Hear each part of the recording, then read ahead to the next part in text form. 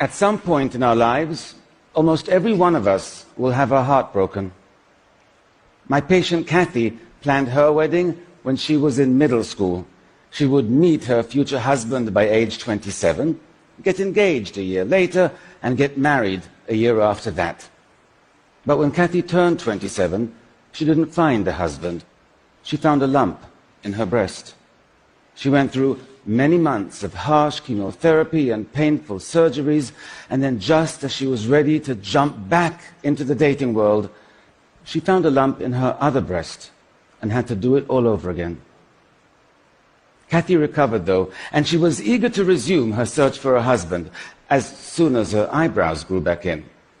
When you're going on first dates in New York City, you need to be able to express a wide range of emotions. Soon afterwards, she met Rich and fell in love. The relationship was everything she hoped it would be. 6 months later, after a lovely weekend in New England, Rich made reservations at their favorite romantic restaurant. Kathy knew he was going to propose, and she could barely contain her excitement. But Rich did not propose to Kathy that night. He broke up with her. As deeply as he cared for Kathy, and he did, he simply wasn't in love. Kathy was shattered. Her heart was truly broken, and she now faced yet another recovery. But 5 months after the breakup, Kathy still couldn't stop thinking about Rich. Her heart was still very much broken. The question is, why? Why was this incredibly strong and determined woman unable to marshal the same emotional resources that got her through 4 years of cancer treatments? Why do so many of us flounder when we're trying to recover from heartbreak? Why do the same coping mechanisms that get us through all kinds of life challenges fail us so miserably when our heart gets broken?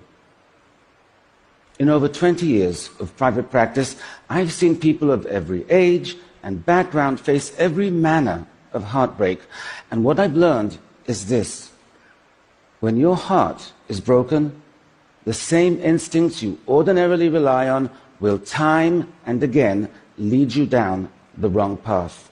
You simply cannot trust what your mind is telling you. For example, we know from studies of heartbroken people that having a clear understanding of why the relationship ended is really important for our ability to move on.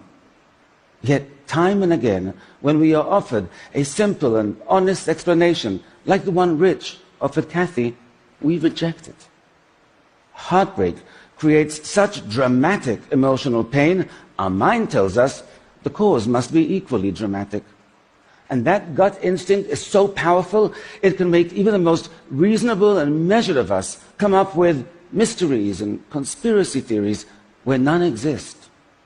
Kathy became convinced something must have happened during her romantic getaway with Rich that soured him on the relationship, and she became obsessed with figuring out what that was. And so she spent countless hours going through every minute of that weekend in her mind, searching her memory for clues that were not there. Kathy's mind tricked her into initiating this wild goose chase, but what compelled her to commit to it for so many months? Heartbreak is far more insidious than we realize. There is a reason we keep going down one rabbit hole after another, even when we know it's going to make us feel worse. Brain studies have shown that the withdrawal of romantic love activates the same mechanisms in our brain that get activated when addicts are withdrawing from substances like cocaine or opioids. Kathy was going through withdrawal. And since she could not have the heroin of actually being with Rich, her unconscious mind chose the methadone of her memories with him. Her instincts told her she was trying to solve a mystery, but what she was actually doing was getting her fix. This is what makes heartbreak so difficult to heal. Addicts know they're addicted. They know when they're shooting up. But heartbroken people do not. But you do now. And if your heart is broken, you cannot ignore that. You have to recognize that as compelling as the urge is, with every trip down memory lane, every text you send, every second you spend stalking your ex on social media, you are just feeding your addiction, deepening your emotional pain, and complicating your recovery. Getting over heartbreak is not a journey. It's a fight. And your reason is your strongest weapon. There is no breakup explanation that's going to feel satisfying. No rationale can take away the pain you feel. So don't search for one. Don't wait for one. Just accept the one you were offered, or make up one yourself, and then put the question to rest, because you need that closure to resist the addiction. And you need something else as well. You have to be willing to let go, to accept that it's over. Otherwise, your mind will feed on your hope and set you back. Hope can be incredibly destructive when your heart is broken.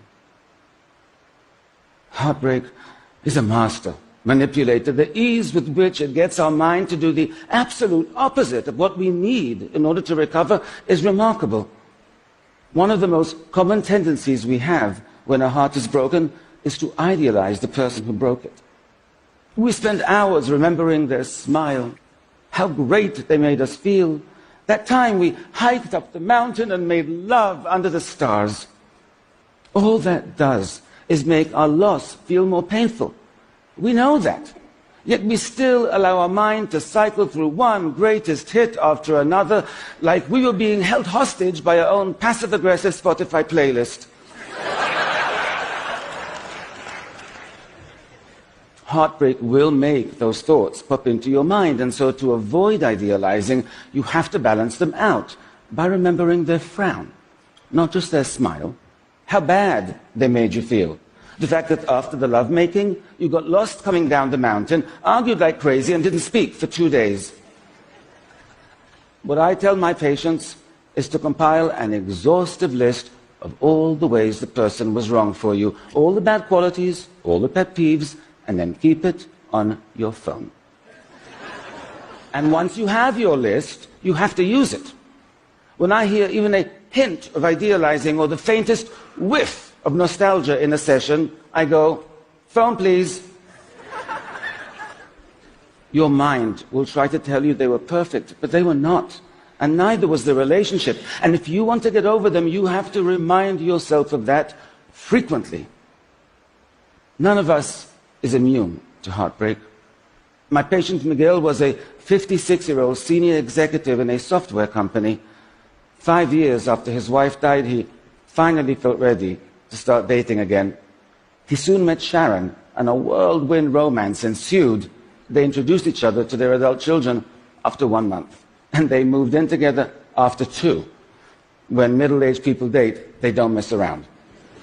It's like Love Actually meets The Fast and the Furious.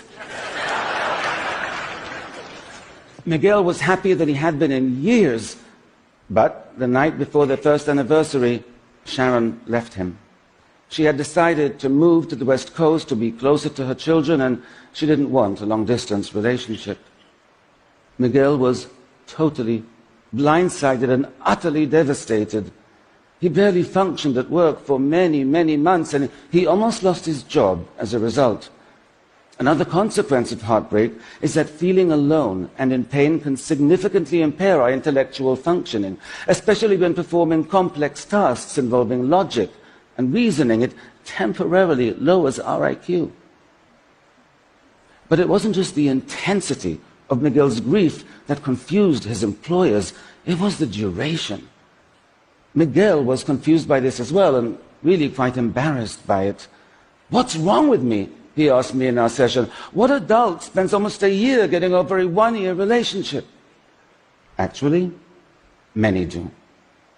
Heartbreak shares all the hallmarks of traditional loss and grief: insomnia, intrusive thoughts, immune system dysfunction. 40% of people experience clinically measurable depression. Heartbreak is a complex psychological injury. It impacts us in a multitude of ways. For example, Sharon was both very social and very active. She had dinners at the house every week. She and Miguel went on camping trips with other couples. Although Miguel was not religious, he accompanied Sharon to church every Sunday, where he was welcomed into the congregation. Miguel didn't just lose his girlfriend. He lost his entire social life, the supportive community of Sharon's church. He lost his identity as a couple. Now, Miguel recognized the breakup had left this huge void in his life, but what he failed to recognize is that it left far more than just one. And that is crucial, not just because it explains why heartbreak can be so devastating, but because it tells us how to heal. To fix your broken heart, you have to identify these voids in your life and fill them. And I mean all of them. The voids in your identity. You have to reestablish who you are and what your life is about. The voids in your social life, the missing activities, even the empty spaces of the wall where pictures used to hang. But none of that will do any good unless you prevent the mistakes that can set you back, the unnecessary searches for explanations, idealizing your ex instead of focusing on how they were wrong for you, indulging thoughts and behaviors that still give them a starring role in this next chapter of your life when they shouldn't be an extra. Getting over heartbreak is hard, but if you refuse to be misled by your mind and you take steps to heal, you can significantly minimize your suffering. And it won't just be you who benefit from that. You'll be more present with your friends, more engaged with your family. Not to mention the billions of dollars of compromised productivity in the workplace that could be avoided. So if you know someone who's heartbroken, have compassion, because social support has been found to be important for their recovery. And have patience, because it's going to take them longer to move on than you think it should.